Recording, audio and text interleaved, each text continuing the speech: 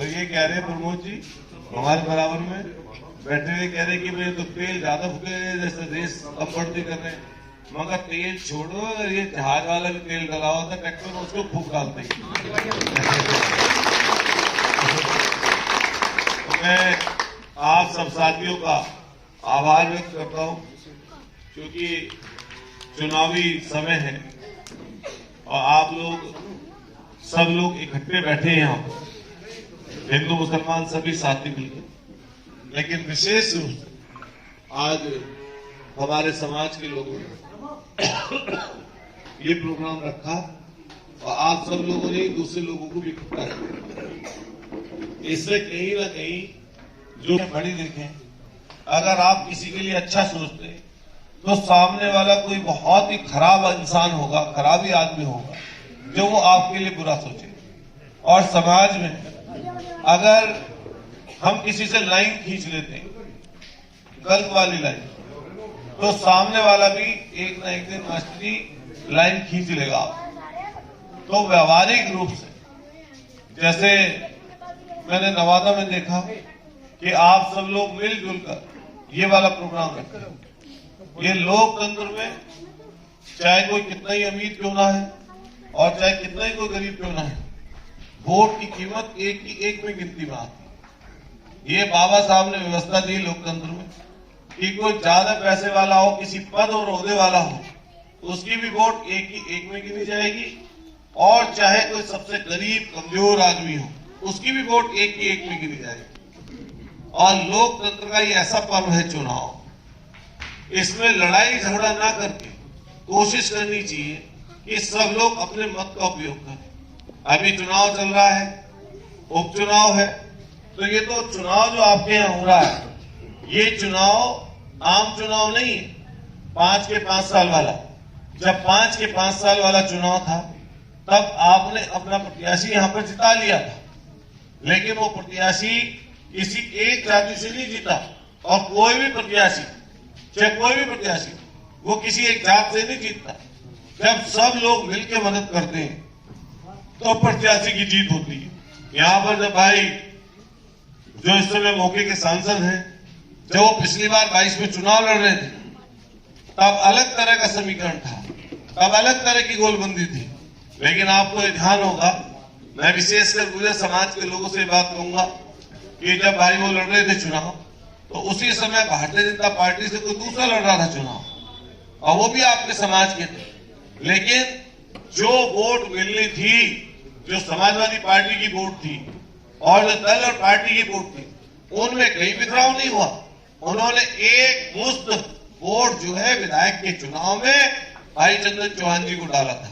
डाला था नहीं डाला था आप बता दो? सब लोगों ने इकट्ठा मिलकर डाला था। ये समय है, क्योंकि उपचुनाव हो रहा है, फिर विधानसभा का चुनाव होगा, आम चुनाव होगा विधानसभा का, जब विधानसभा का सरकार बनाने का चुनाव होगा, तो जहां आज आप दूसरे लोगों से वोट मांग रहे हैं, हमारे जो दूसरे साथी आपसे वोट मांग रहे हैं, तो क्या पता कल आपको उनकी जरूरत पड़े ऐसे ही वोट मांगने की जैसे 22 में पड़ी थी। तो आप ये ध्यान रखना कि कभी भी जब हम लोग एक काम करते हैं, देखिए राजनीति में, सामाजिक जीवन में जो लोग चालाकी करते हैं, कि कोशिश करते हैं कि हमारे अलावा कोई दूसरा ना हो, एक समय ऐसा आता है चालाकी करने वाले को जनता पीछे छोड़ देती, और उसकी बात और समझना सुनना सब लोग जानते हैं। ऐसा कोई आदमी नहीं जिससे आप व्यवहार अच्छा ना करो और वो आपसे व्यवहार अच्छा करता रहे, तो आप एक दिन समय ऐसा आएगा वो सामने वाला भी आपसे व्यवहार उसी तरीके का करने लगे। ये जो चुनाव चल रहा है, इसमें मुद्दा होना चाहिए खेती किसानी, इसमें मुद्दा होना चाहिए बेरोजगारी, इसमें मुद्दा होना चाहिए महंगाई, इसमें मुद्दा होना चाहिए दवाई और पढ़ाई। लेकिन उनमें से एक भी बात इसी पूरे चुनाव में कोई नेता कर रहा हो तो बता दो। सारे लोग कह रहे हैं कि भैया वो चुनाव लड़ रहा तो वोट बढ़ जाएगी, कोई बात कर रहा है हिंदू मुसलमान की। हमने तो मुख्यमंत्री जी का भाषण सुना और भाषण सुनकर ये सोचा कि मुख्यमंत्री जी को जिन लोगों ने, जनता ने मुख्यमंत्री बना दिया, उनकी सरकार बना दी, अब बारंबार उसी नाम पर आप कब तक झूठ बोलते रहो, कब तक ये वाली भाषा बोलते रहो? आपको तो सरकार में मुख्यमंत्री हो ना, अब तो आपको अपने काम बताने चाहिए। अभी इस समय पूरे के पूरे प्रदेश में डाई का अकाल पड़ा हुआ है। अगर बताओ, कई लोगों ने पहले से पैसे नहीं दे रखे डाई के लिए कि गेहूं भूने डाई मिल जाए, पूरे के पूरे गोदाम खाली पड़े, लेकिन उसके लिए सोचने के तैयार नहीं। महंगाई का आलम यह है कि अगर कोई आदमी इस समय सब्जी लेने चला जाए बाजार, तो 500 रुपए का आकार जितना छोटा हो गया नोट का, 500 रुपए की उतनी ही कम चीज भी आने लगी। 450 रुपए किलो तो बता रहे लहसुन बिक रहा। बात सही है गलत है? 400 रुपए। और कोई चीज आप जाकर उठाकर देख लो, खास तौर से दवाई और पढ़ाई, आपके जिनके लोग प्राइवेट स्कूलों में बच्चे पढ़ रहे होंगे, आज के समय 2-3 बच्चों को पढ़ाना महाभारत है, इतनी महंगी पढ़ाई और दवाई। और जिसका वास्ता अगर अस्पताल से पड़ गया, जिसके घर में बीमारी आ गई, तो समझ लो सुख चैन तो गया, लेकिन जितना जोड़ रखा होगा पैसे, किसी तरीके से अपना पेट काट कर इकट्ठे कर रखे होंगे, वो भी अस्पताल वाला लूट के आपके ले जाएगा। ये हालत आज। हम लोग काफी लड़े, मैं हमेशा लड़ता रहता हूं प्राइवेट अस्पतालों के खिलाफ। दवाई और पढ़ाई वाले विषय पर मैंने अभी धरना भी रखा था। हमारा विषय क्या था? हमारा विषय ये था कि जनता जिस चीज से सबसे ज्यादा परेशान है, हमें उस चीज पर लड़ना चाहिए आम लोगों के लिए। अगर उन चीजों पर बात भी नहीं हो रही, मुख्यमंत्री जी आए थे, यहाँ पर खेती किसानी वाले लोग हैं, गन्ना पैदा करते हैं, सबके सब लोगों को अगर मंच पर बैठे हुए लोग थे तो सबसे पहले ये कहलवाना चाहिए था कि वे गन्ने का रेट 500 रुपए होगा। तो मैं सोचता हूं कि शायद किसी आम आदमी को, किसान को कहीं ना कहीं इसका लाभ मिलता, लेकिन गन्ने पर बात नहीं करेंगे, बेरोजगारी पर बात नहीं करेंगे। हमारे लड़के पॉलिटेक्निक ITI करे हुए जो लड़के, उनकी अप्रेंटिस तक तो हो नहीं रही, नौकरी तो बहुत दूर की बात है। अगर आप बता दो जिस लड़के ने आपके गांव के ITI पॉलिटेक्निक कर रखी हो, अप्रेंटिस कराने के लिए भी ना जाने कितनी सिफारिशें करनी पड़ती है, तब अप्रेंटिस कर पाता लड़का। नौकरी की बात बहुत दूर की। नौकरी, अभी इलाहाबाद में RO का धरना चल रहा, प्रदर्शन हो रहा, आयोग के सामने हजारों हजार बच्चे बच्चियां बैठे, हर जाति वर्ग के। जो हमारे लड़के पढ़ाई कर रहे होंगे वो जानते होंगे, यूपी पुलिस का पेपर हुआ, आउट हो गया। पेपर पूरे 1 साल बाद हुआ दोबारा, और जब पेपर हो चुका और क्वेश्चन जांचे जा रहे, एग्जाम उसका आपके पेपर को जांचा जा रहा, तो कह रहे 25 क्वेश्चन इसके गलत है। अरे कौन कर रहा था भाई तुम्हारे यहाँ काम? कैसा काम कर रहे हो?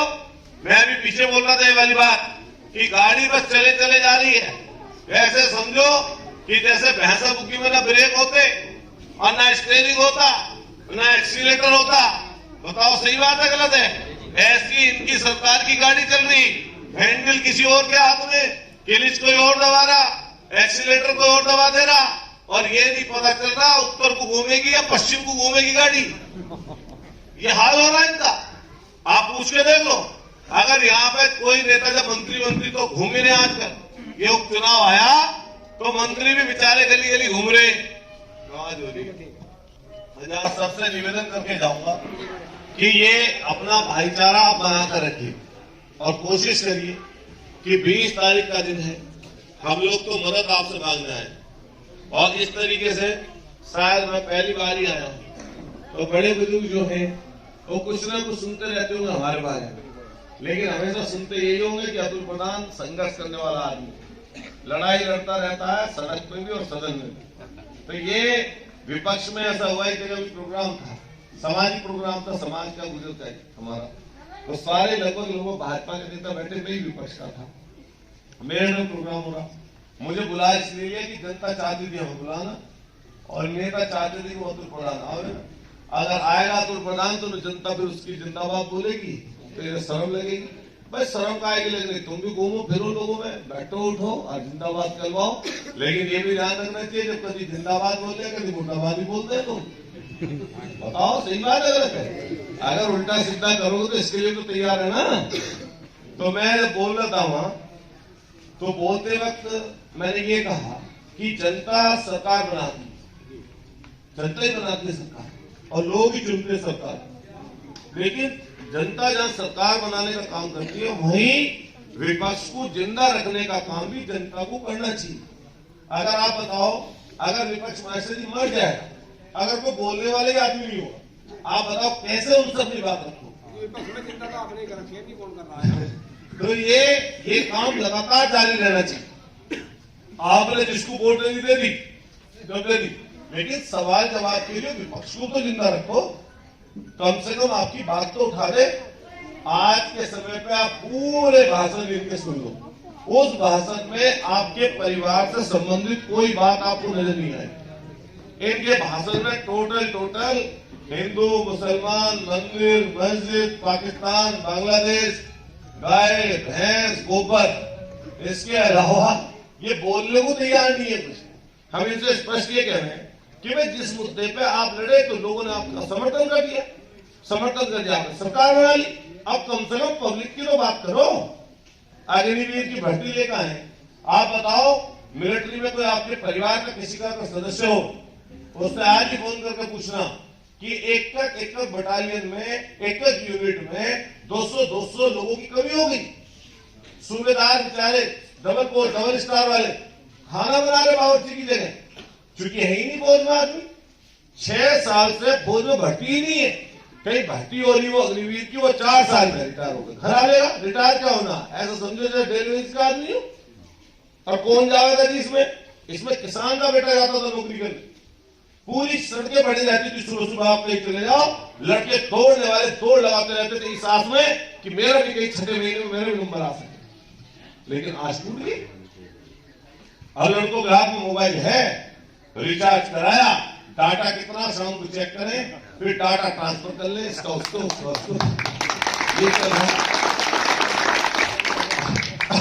पूर्वज है वाईफाई से जोड़े, जब पूरे दिन देख के मोबाइल और उसका डाटा खत्म हो जाए, फिर शाम को डाटा ट्रांसफर करना पड़े कि भाई कभी तो आंख जो देखने लायक है। और नए लड़कों में आप कहीं देख लेना, मैं आपको फिर बताने जा रहा हूं, नए लड़कों से मैं कह के जाऊंगा ये वाली बात कि जो पक्के घर है, ये जो ट्रैक्टर खड़ा है, ट्रॉली खड़ी है, पक्के आपको मकान दिख रहे, मोबाइल घर में दिख रहे, ये 40 साल 50 साल लोगों ने, हमारे से बड़े ने मेहनत करी, बड़ी मशक्कत करी, जब जाके पक्के मकान है। लेकिन नए लोग अभी आए तो वो सीधे पक्के मकानों में आए, तो उन्हें कच्चे का तो पता ही नहीं है कि भाई दाएं से कैसे गेहूं निकले थे, कैसे पूरे दिन रात दाएं चलती थी, या कैसे हरड़ से पानी लोग बाग थोड़ा खेत भिगोले हुए थे, एक तरीके से कैसे लोगों का जीवन था। अब सारी सुविधाएं हैं, लेकिन घरों में इतनी सारी सुविधाओं के बावजूद भी अपना प्यार मोहब्बत कम होगी, अलगाव ज्यादा होगी। कहने को तो मोबाइल ये टाइम पास करने का अच्छा तरीका, लेकिन ये मोबाइल अपनों से दूर भी कर दे रहा। और पूरी सरकार मजे में इसलिए है कि जनता लग रही मोबाइल पे और अपने जो विषय उन्हें भूल जा रही, अपनी जो बात है वो बात ही नहीं रखना चाहता आदमी। यहाँ पे प्रभारी मंत्री है, पीछे नाम बोल रहा था अभी, आप बताओ हमारे समाज के हैं या नहीं? कितने दौर हुए आपके गांव के ऊपर मंत्री होने के बाद, प्रभारी मंत्री के बाद? नवाते में आए होंगे अगर तो आप बता दो, प्रभारी मंत्री चुनाव में आए होंगे? प्रभारी मंत्री बहुत ताकतवर होता है। प्रभारी मंत्री ये नसीब की बात है कि उन्हें मुझे पता जिला मिला नजदीक का, मेरठ के बराबर का, तो उन्हें खूब घूम फिरना चाहिए था। और कुछ ना, ये बिजली के छापे गिरे हिंदू रुकवा देते। बताओ, किसी की ट्यूबवेल लग रही है 1.25 लाख से नीचे की लग रही, अगर रजवाया का पानी हो तो मुझे नहीं पता है क्या है, ट्यूबवेल है रजवाया का पानी। अगर ट्यूबवेल किसी की होगी तो आप बताओ, नई ट्यूबवेल लगानी तो 1 लाख से नीचे की ट्यूबवेल लग रही क्या? 1 लाख से नीचे का खर्चा नहीं आ रहा ट्यूबवेल में। और पहले 9100 रुपये की रसीद करती थी, आप ट्यूबवेल ले जाते थे, ना जाने कितनी हम लोगों ने लगाई। इसलिए ये उपचुनाव है, आप सब लोगों ने सम्मान दिया, उसके लिए मैं आपका आभार व्यक्त करता हूं, सबका धन्यवाद देना चाहता हूं। अलग अलग दल के सब लोग अपनी पार्टी के लिए वोट मांगने आ रहे, अपील करने आ रहे। आपके यहाँ नजदीक है ककरौली, तो अखिलेश यादव जी आ रहे 16 तारीख को। आपसे मेरा निवेदन है कि आप सब लोग जरूर उस 16 तारीख के प्रोग्राम में पहुंचिए और 20 तारीख को साइकिल के सामने का बटन दबाइए। और निश्चित रूप से अगर ये लोग कोई बहुत ज्यादा गड़बड़ में ना आए अगर, तो निश्चित रूप से समाजवादी पार्टी यहाँ पे चुनाव जीत जाएगी। और आने वाले समय के लिए मैं बस इतना कह के जाऊंगा आपसे सबसे कि आप सब लोग ये सोचना कि पहले उन लोगों ने आपको वोट दिया जो आपके बीच में बैठे हैं, सारी की सारी वोट दी। कल को फिर 27 के चुनाव में आपको जरूरत पड़ेगी दोबारा, तो फिर ये आपको वोट दे देंगे, लेकिन आपको भी इस बार उनकी मदद करनी है।